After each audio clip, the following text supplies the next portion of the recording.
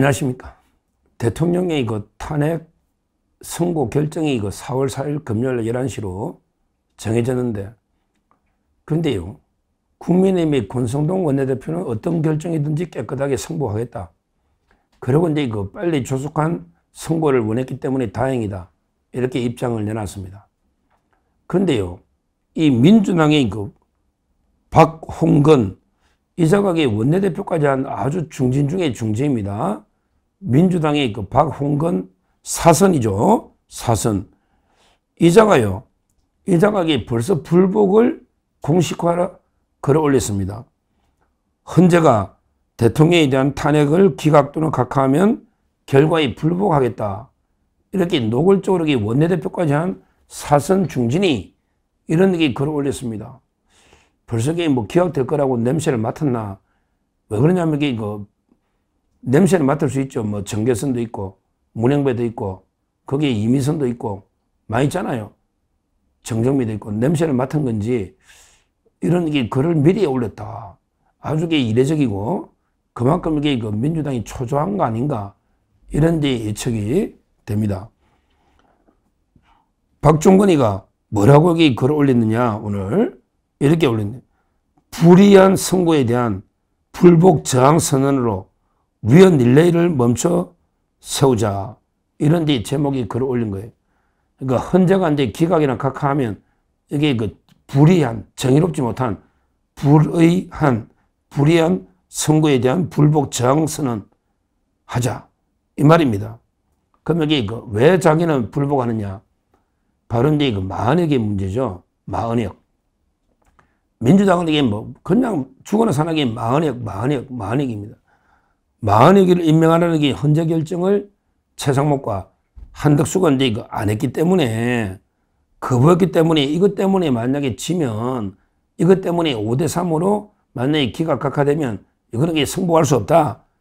수용할 수 없는 게 너무나 참여한 거 아닌가. 이런 이야기를 하고 있습니다. 야, 박홍근 한심한 놈. 야, 너 이게 박근혜 대통령 때도 8명이 했잖아. 8명이. 그리고 이게 박홍근 너 말이 되냐? 마흔의 기간제 한 번도 변론에 참여한 적이 없고, 그 다음에 평의 과정에도 한 번도 참여한 적이 없는데, 지금 와서 마흔의 임명회가 들어가면 졸속으로, 그래, 그러면 4월 18일 전에 변론 갱신회가 그게 가능하냐? 어차피 2명 나가버리는데, 마흔의 하나 넣으려면 2명이 나가는데, 그게 가능하냐? 이제 와서 왜 마흔의 타령하냐? 옛날에 박근혜 대통령 때도 8명이 했고, 이번에도 8명이면 됐지. 마흔액은 한 번도 심리에 참여한 적이 없잖아. 왜 이제 와서 갑자기 마흔액 하는 거야? 이런 이야기를 하고 있습니다. 그러니까 이제 박홍근의 주장은 아마 자기도 기각될 거로 불안한가 봐. 그러니까 이제 마흔액 임명하는 것 때문에 되면 승복할 수가 없다. 미리 이런 식으로 불복을 운운하고 있는, 이게 아마 박홍근 네 개인 뜻이냐, 아니면 이재명이나 박찬대나 좀 듣고 네가 불복 분위기 띄우는 거냐, 이게 순수한 네 개인 뜻이냐, 아니면 이재명이나 박찬대한테 듣고 하는 거냐, 이것도 상당히 궁금합니다. 그러면서 또 박홍근이가 만약에 윤 대통령이 기각되면 국민저항운동, 야, 이거는 내가 매일 주장하던 거잖아. 국민저항권, 저항운동이 나섭니다.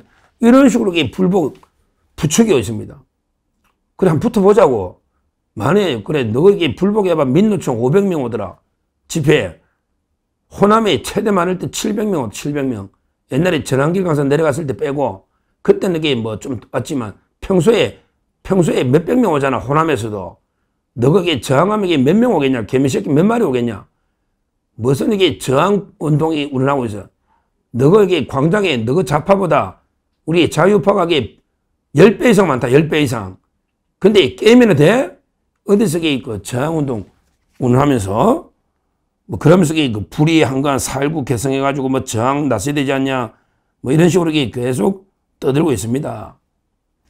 요게 탄핵 결과가 좀 불리하다는 걸 이미 정보를 입수하고 지도부하고 짜고 청기누설, 이게 아닌가 이런 의심이 들 정도인데, 왜 그러냐면 사선 중진한 놈이 이렇게 가볍게 글을 이게 엄청나게 위험한 글입니다.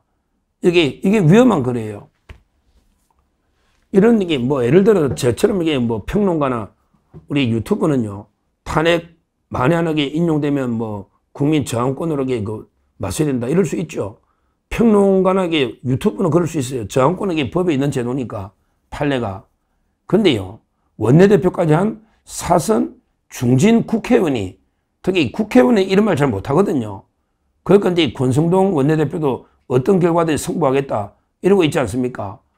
그러니까 제 말은 명색이 원내대표까지 한 국회 사선의원이 불복을 운운하고 말은 이게 저항권이 실제로 내란 일으키자 이 말이거든요.